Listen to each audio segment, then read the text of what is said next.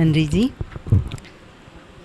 நம்முடைய தலைமை விருந்தினர் சௌரி வரதராஜன்ஜி அவர்களை நமக்கான உரை வழங்க வருமாறு பணிவன்போடு கேட்டுக்கொள்கிறேன்.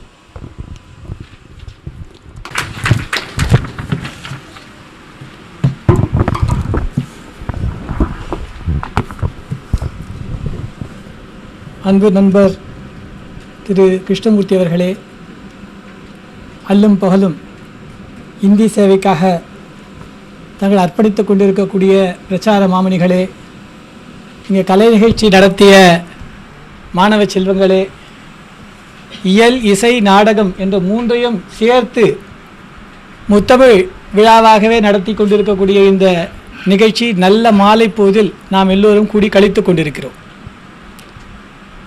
இதற்கு எத்தனை அரும்பாடுபட்டு இந்த நிகழ்ச்சியை ஏற்பாடு செய்திருக்கிறார். அவர் ஆரம்ப காலம் தொட்டு கிருஷ்ணமூர்த்தி அவர்கள் அந்த இந்திக்கு தன்னையே அர்ப்பணித்து கொண்டு அதனுடைய பிரச்சாரத்திற்காக என்னென்ன செய்ய முடியுமோ எல்லாவற்றையும் மொழிக்கு மட்டுமல்ல, பாடத்திட்டங்களுக்கு மட்டுமல்ல, பயிலக்கூடிய பிரச்சாரகர்களுக்கும், குறிப்பாக எனக்கு தெரிந்த ஒரு நல்ல நண்பர், அவருக்கு யாருமே இல்லை என்ற போது அவர் தோள் கொடுத்தார். கடைசி வரை தோள் கொடுத்தார். அது பல பேருக்கு தெரியாது. அப்படிப்பட்ட நல்ல உள்ளம் படைத்தவர். ஹிந்தி பிரேமிகளாக இருக்கக்கூடிய நம்ம எல்லோரையும் ஒன்றாக சேர்த்திருக்கிறார். இங்கு பரீட்சைக்காக குவிஸ் நடத்தி அதிலே ஆன்லைனில் வெற்றி பெற்ற மாணவர்களுக்கெல்லாம் சான்றிதழ்கள் வழங்க இருக்கிறார்கள். நானும் கேள்விகளை பார்த்தேன். நீலவானின் நிறம் என்ன, பச்சை கிளியின் நிறம் என்ன, வால்மீகி ராமாயணத்தை எழுதியவர் யார், இப்படிப்பட்ட கேள்விகள் கேட்கப்படவில்லை. அவற்றையெல்லாம் நுட்பமாகத்தான் கேட்டிருக்கிறார்கள். அதற்கு சரியாக பதிலளித்து பரிசு பெற்ற அனைத்து செல்வங்களுக்கும் என்னுடைய வாழ்த்துக்களை தெரிவித்துக் கொள்கிறேன். இதற்கு மேலாக இன்று हिंदी दिवस என்பதை நாம் கொண்டாடி கொண்டிருக்கிறோம். हर साल 14 सितंबर पर ये दिवस मनाया जाता है. थोड़ा सोचता हूँ, बच्चों का दिवस 14 नवंबर को है. 5 सितंबर शिक्षक दिवस है. ये शिक्षक प्रचारक बच्चों को हिंदी सिखाने के कारण उधर से तारीख को ले लिया और इधर से महीने को ले लिया. लेके अभी क्या है, 14 सितंबर को हिंदी दिवस करके हम मना रहे हैं. इसमें आपके साथ मनाने में मैं बहुत हर्ष हो रहा हूँ. साथ साथ ये भी सोचना पड़ता है, हर राष्ट्र के लिए एक झंडा होता है, भाषा होती है, पक्षी होता है, फूल होता है. फूल पक्षी के लिए तो हम दिवस मनाते नहीं हैं. हाँ, जरूर आप बोल सकते हैं झंडा के लिए मनाते हैं, लेकिन झंडा का जो कारण होता है उसी से उसको हम संबोधित करके मनाते हैं. गणतंत्रता दिवस और स्वतंत्रता दिवस, लेकिन हिंदी दिवस भाषा के नाम से संबोधित करके भाषा के लिए मना रहे हैं. यही इसकी विशेषता है. इसके अलावा हमारे भारत में 28 भाषाएं बोली जाती हैं. क्यों हिंदी को ही इतना महत्व दे?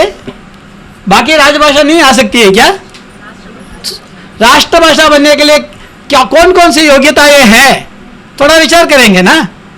पहली बात तो यह है, आप सब लोगों को महसूस करना ही पड़ेगा. हमारे स्वतंत्रता संग्राम में आंदोलन का जो संग्राम था, स्वदेशी संग्राम जो था, सत्याग्रह संग्राम जो था, आसेत हिमाचल सारे भारतीय लोगों को एक सूत्र में बांध के एकता बढ़ाते हुए हिंदी काम आई है. एकता बढ़ाने वाली भाषा है. ये पहला महत्व है इसका. इसलिए ये राष्ट्रभाषा बनने की योग्यता है इसमें.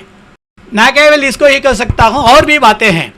मैं सोचता हूँ ये राष्ट्रभाषा बनाने के लिए, जैसे हम बोलते हैं, कृष्ण जी बोलेंगे भगवत गीता सूत्रे मणिकणा इव, अपनी रचनाएं जो है उनमें अंतर्यामी के रूप में है भगवान.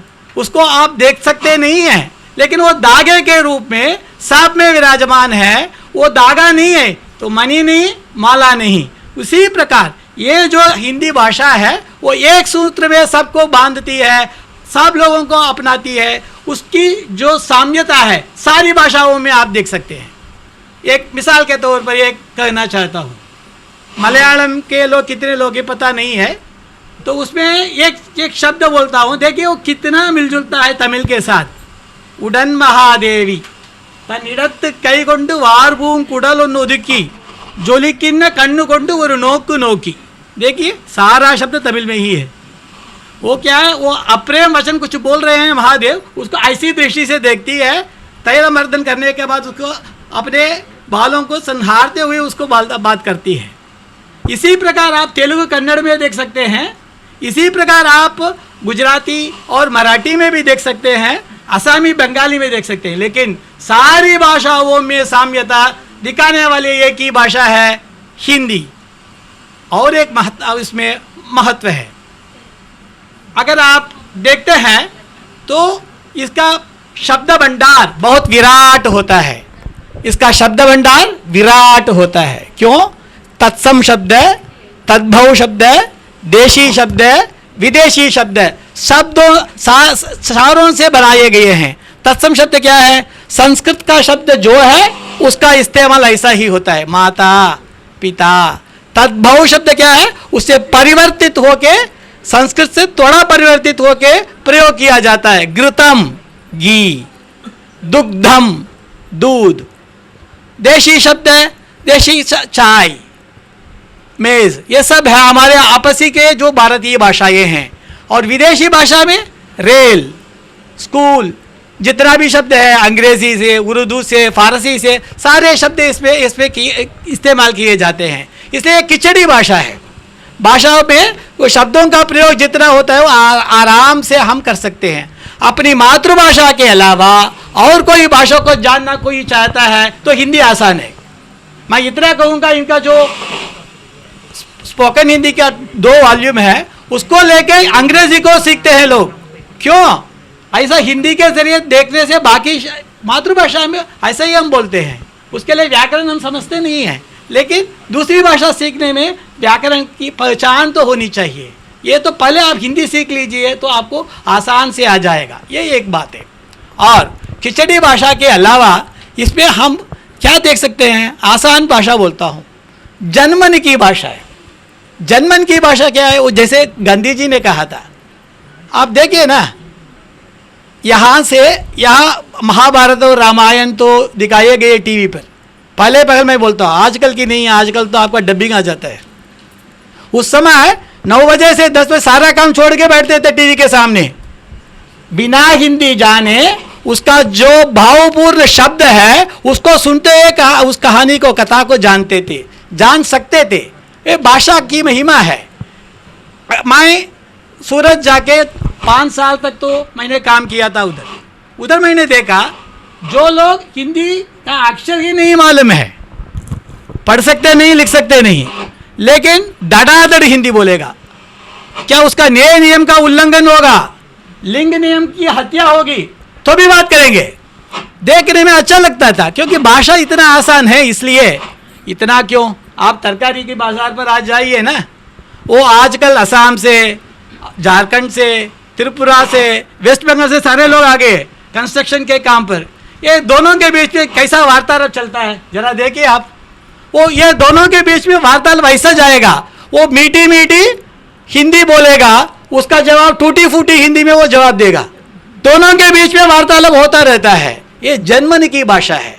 इतना ही नहीं, 4 या 5 शब्द है वो अंग्रेजी में पूरा डिस्कोर्स चलता है या डिस्कशन चलता है, बीच में अंग्रेजी बोलने वाला बोलेगा ठीक है, जी हाँ, अच्छा, वाह वाह, ये सारे शब्द कहाँ से आते हैं? ये तो हिंदी भाषा है, जनमन की भाषा है इसलिए। और इसके अलावा मैं क्या बोल सकता हूँ, ये रागात्मक भाषा है, म्यूजिकल लैंग्वेज। आप देखिए जो भी शब्द हम बोलेंगे उसमें एक सुगम होगा, उसमें क्या है, एक नलिनता होगी, रागात्मक भाषा है। वो रोया, कैसा रोया? उनके आंखों से आंसू निकले, टप टप निकले, टप टप निकले। लोग कैसे आए? धड़ाधड़ धड़ाधड़ आए, धड़ाधड़ बोला, धड़ धड़ आए।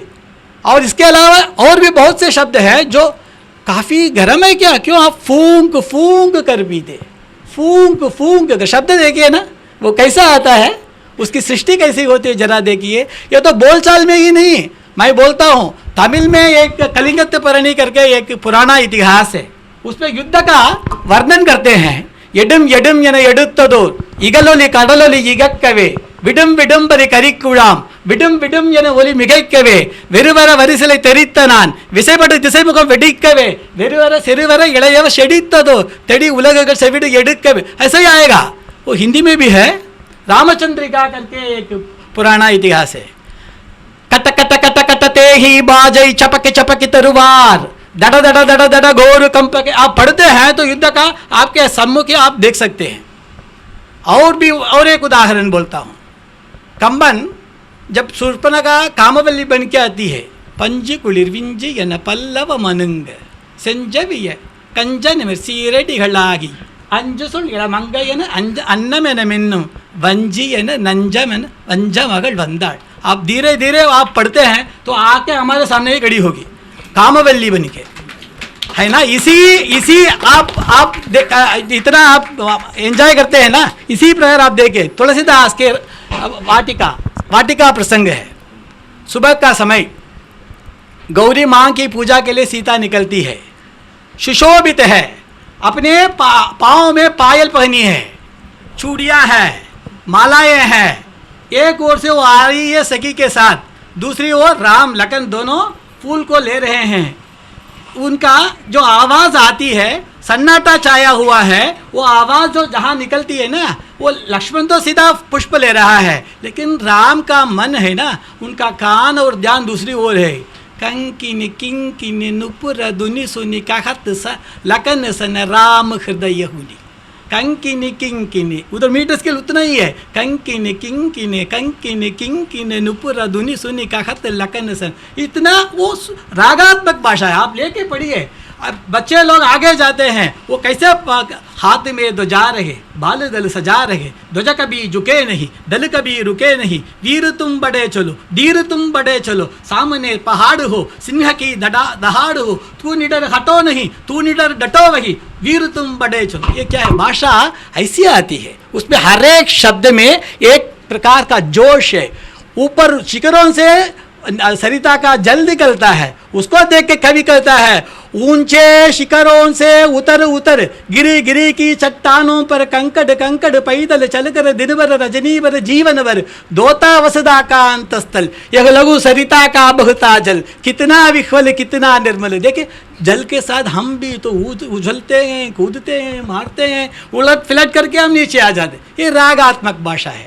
इसलिए मैं आपको एक दो उदाहरण के लिए मैं बोलता हूँ, इस भाषा में राष्ट्रभाषा बनने की योग्यता है। इतना ही नहीं, मैं और आपको ये भी बोल सकता हूँ, संस्कृत और तमिल दोनों देव भाषाएं हैं। उनका संस्कृत की जो लिपि है देवनागरी, उसको इसने अपनाई है। उसका संस्कृत का जो बुनियाद है, उसकी जो बुनियाद है, उसे लेके संधि से समास तक हिंदी का पूरा पूरा उस पर निर्भर है। रस छंद अलंकार काव्य का जितना भी अलंकार होता है सब संस्कृत से है। तो संस्कृत आम भाषा नहीं बन सकती, लेकिन उसका व्याकरण जो है वो इसकी बुनियाद बन गई। तो जरूर है क्या है, खड़ी रहेगी, बहुत अमर रहेगी ये भाषा। राष्ट्रभाषा बनने में बहुत दिन नहीं रहेगी, ये तो जरूर विश्व की भाषा भी बन सकती है। इसलिए वो संस्कृत गर्भित जो व्याकरण है इसमें आप देख सकते हैं। इसके अलावा और भी मैं आपसे बोल सकता हूँ कि ये भाषा जिस प्रकार से आई है, आप जरा देखिए, शासन, शासक, शासित, क्या है, शासन प्रणाली, शासक राजा, शासित प्रजा, तीनों के संपर्क बनाते हुए रखने के लिए हिंदी की आवश्यकता है। हमको से हमारे पूरे भारत को मुसलमान ने शासन किया, मुसलमान की भाषा उर्दू थी। जब उन्होंने शासन किया, हिंदी को लिया था, हिंदी के राष्ट्रभाषा बन के सबको क्या है शासन करना चाहता था और उर्दू शब्दों को उसमें डाल दिया था, लेकिन हिंदी शासन करती थी, है कि नहीं। अंग्रेजी लोग आए, उन्होंने क्या किया, वो अंग्रेजी को मिलाते, ये जो भी बातें करते बाजू में एक अनुवादक को रखा था, रख के वो बात करता था, लेकिन अंग्रेजी लोग इसका व्याकरण लिखा है, आप देख सकते हैं। आ से लेके पूरे इसका जितना भी है व्याकरण नियम लिखा है। तो इसलिए उन लोगों को भी शासन करने के लिए हिंदी की जरूरत पड़ी। तो हम आपस में अपने लोग को नेता बना के अपनी ओर से पार्लियामेंट को भेजते हैं, वो इसका शासन करता है, तो हिंदी वो क्यों नहीं बन सकती है राष्ट्रभाषा? जो लोग हमने देखा है इतिहास को, ऐसा ही आया है ना। इसके अलावा आपसे और एक बात बोल सकता हूँ, जो लोग हिंदी का खिलाफ करते हैं, हिंदी से क्या विरोध करते हैं, उन लोगों को देखिए, जब मैं पढ़ता था प्राथमिक में, 2-3 लोग आए मेरे मास्टर के पास, बोले कि वो हिंदी सीखना चाहते हैं, हिंदी के विरोध बोलने के लिए, हिंदी का विरोध करने के लिए, हिंदी को सीखने के लिए आए थे। मास्टर जी ने बोला नहीं करूँगा, लेकिन कहीं जाके उस लोग पढ़ लिया, उसके विरोध में ही बातें होने लगी है। देखिए, कंस के जो 8वें पुत्र से उसकी मृत्यु होने वाली थी, उधर योग माया यशोदा के यहाँ है, यहाँ कृष्ण है, उसका इधर से ले जाके वसुदेव लेके आता है, किसको? योग माया को। योग माया के पांव पकड़ के वो चट्टान पर मारने के लिए अपना हाथ उठाता है तो ऊपर चली जाती है, अपने सारी भुजाओं के साथ टटाकर हंसती है, अब बोलती है, हे दुष्ट कंस, जाने अनजाने तूने मेरे चरण पकड़े, इसलिए प्राण भिक्षा देती हूँ, चाहते हो तो मैं अभी तुम्हारा संहार कर सकती हूँ, लेकिन मैं नहीं करता, बड़े भाई करेंगे, तो चिप जाती है। इसी प्रकार हिंदी का विरोध करके हिंदी को नाश करने के लिए जो लोग आते थे, उसके लिए ना बोले, लेकिन वे उनके जो साहित्य है तमिल में, अनुवाद हिंदी में करना चाहते हैं, उसका प्रचार हिंदी में करना चाहते हैं। तिन्न वरुम पुली तन्नय मनबुड़न सिंधगिल नोक्किडुवाळ अवळ अन्नै पराशक्ति अव्वुरुवाण अवळ अवळ कुंबिडुवोम, भारती बोलते हैं। ऐसा हिंदी के चरण पकड़ के आश्रय लेना चाहता है उसको विरोध के लिए, तो भी हिंदी उसको छोड़ती नहीं है। तिरस्कार करने वाले लोग भी हिंदी का तिरस्कार नहीं कर सकते। नहीं, हमें ऐसा बोलूंगा, तिरस्कार करने वाले लोगों को भी हिंदी तिरस्कार नहीं करती है, इसलिए यह भी इसमें गुण है। इसके अलावा अंत में एक ही शब्द बोल के मैं अपने भाषण का खत्म कर सकता हूँ। एकता बढ़ाने के लिए भारती ने बहुत सी कविताएं लिखी। ஆயிரம் உண்டுங்கு ஜாதி இதில் அந்நியர் வந்து புகழ் என்ன நீதி, ஒரு தாயின் வயிற்றில் பிறந்தோம் சண்டை செய்தாலும் சகோதரர் என்று बोले। और भी बोले क्या है, ஒன்றுபட்டால் उंडु வாழ்வு, उसको दिखाया। ये सब देखते हैं, हिंदी में भी है, हिंदी में उर्दू शैली में है। मकबलो मधुरों का याद करो, खुशी दिलो गमजदों का शाद करो, जागने वालों गाफिलों को जहाओ, तैरने वालों डूबतों को तिराओ, अगर तुम चाहते हो मुल्क की खैर ना किसी हमवतनों को समझो गैर, हो मुसलमान हिंदी में हो मुसलमान या हिंदू, ब्रह्म मजहू हो या अजबू, पूरे आएगा, हो मुसलमान या हिंदू, बौद्ध मजहत हो या ब्रह्मु, जाफरी होवे या कि हनफी, जैनमत होवे या कि बिश्नोई, सबको मीठी निगाह से देखो, समझो आंख की पुतलियाँ, सबको एक ही प्रकार देखने के लिए हिंदी में भी कविताएं होती है। ऐसे होते पर लास्ट पॉइंट है, ये बोल के मैं ख़त्म कर देता हूँ। विश्व में 22 देशों में हिंदी बोली जाती है। यहाँ के लोग कहीं कहीं तो बैठे होते हैं, जो क्या पंजाब से एक आदमी है, तमिलनाडु मद्रासी एक आदमी बैठते हैं, तो आप अपनापन आता है, तो उनके बीच में हिंदी आती है। तो एक न एक दिन ये विश्व की भाषा बनने में देर नहीं लगने वाली है। हम ये प्रार्थना करेंगे, हम शुभकामनाएं करेंगे, इस प्रकार हिंदी को बढ़ाने के लिए, प्रोत्साहन करने के लिए हम पूरा सहयोग देंगे। आप लोगों से मेरा नम्र निवेदन है, केवल परीक्षा की दृष्टि से हिंदी मत सिखाइए। बाल बच्चे हैं, उनको हिंदी बोलने के लिए आप सारा एनकरेजमेंट दे दीजिए, उसको पढ़ाइए। नाच नाच कर आता मोर, नाना रंग दिखाता मोर, बच्चों को बहलाता मोर, बाग बाग उड़ जा, ऐसा पढ़ाइए, वो क्या आगे बैठ जाएगा। इसलिए आपसे निवेदन है, हिंदी को सीखने जैसे उसको सिखाइए। मुझे बात करने के लिए जो और ये चीफ गेस्ट बन के आने में जो मौका दिया है, उसके लिए मैं अपना धन्यवाद समर्पित करके अपने भाषण को समर्पित करता हूँ।